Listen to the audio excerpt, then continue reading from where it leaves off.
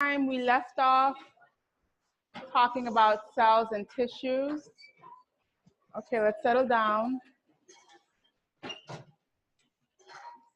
So last time we left off talking about cells and tissues, and we specifically ended discussing the various surface features. So we discussed the apical features, some of the lateral features such as the tight junctions and desmosomes, and we also talked about the basement membrane.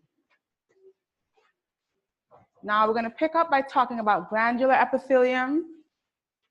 And just to remind you, we said that epithelia had two main functions. We said that it lined body cavities and body surfaces such as the skin, the gastrointestinal tract, blood vessels, and all that good stuff. But we also said that epithelia was responsible for forming glands. So it lined body cavities and it formed glands. So we're going to briefly discuss the two main types of glands that we find in the body. So the first one is the endocrine glands, And the word endocrine means, secreted inside. And these glands are ductless, so they are not associated with a duct to carry their secretions outside. Instead, the secretions are going to be secreted into the tissues around the gland and transfer into the blood. Okay, and as a result, when these secretions enter the blood, they are called hormones. So endocrine glands secrete hormones. Exocrine glands, on the other hand, have ducts, and the ducts are going to carry their secretions onto the epithelial surface. Okay, the word exocrine means to be secreted outside. And the ducts are going to help release those secretions onto the epithelial surface. Some of the examples are your sweat glands, your oil glands or sebaceous glands, your mucus glands, which was the goblet cell. Okay, your liver and your pancreas are all exocrine organs. Now we're going to talk about the mechanism of secretion. So how do these glands actually release their products? Now there are three mechanisms of secretion. There's merocrine secretion, there is apocrine secretion, and there is holocrine secretion. Okay, merocrine secretion is where exocytosis occurs, and this is a process that we've seen already.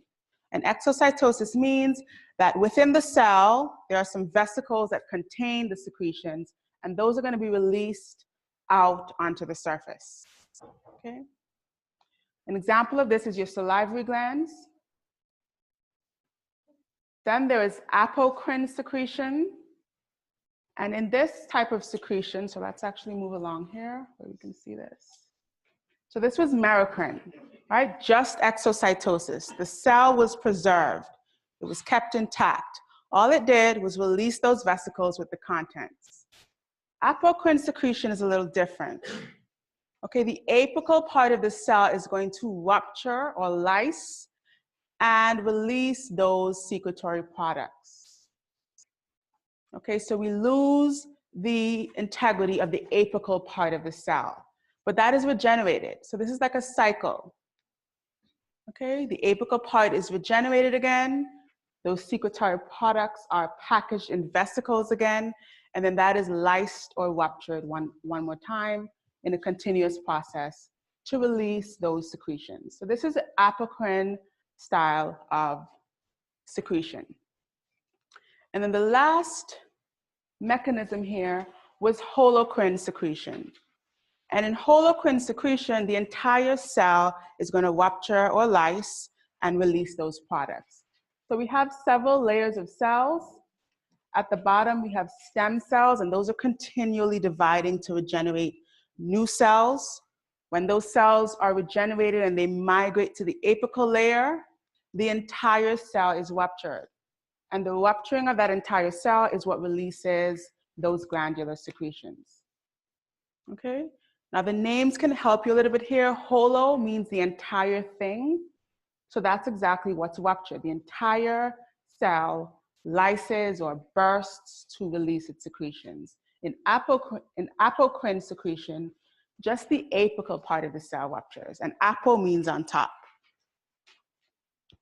All right, any questions on those? So if a gland releases something directly into the bloodstream, that would be endo? That's endocrine. That's an endocrine gland. Okay, these are specifically what happens for exocrine glands. Okay, so these are the mechanisms of secretion for exocrine glands. Any other questions? Let's go back there.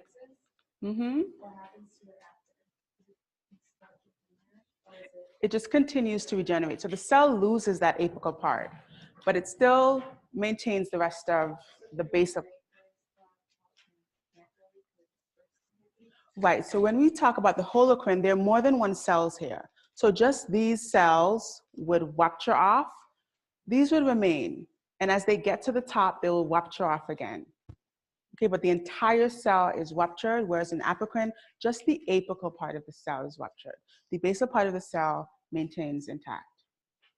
Okay, any other questions? All right. Okay, so we're gonna move on. The last thing we're gonna talk about here is types of membranes. Types of membranes. And we'll define a membrane a little bit and then we'll look at the three types. So a membrane is essentially an epithelial layer of tissue and its underlying connective tissue, right? Both of those structures come together to form a membrane. And as we'll see, for the skin, we have the epithelial layer and the underlying dermis is the connective tissue. So the epidermis is the epithelial layer and the underlying dermis is the connective tissue. That's an example of a membrane. But there are other types of membranes. Let's look at all three. Now the first type is a mucous membrane. A mucous membrane. And this is going to line the digestive tract and the respiratory tract. An important feature here is that these are coated with mucus. So we saw the type of epithelia that lines these types of tissues, and they have goblet cells which produce mucus. And that is going to maintain a moist mucous membrane.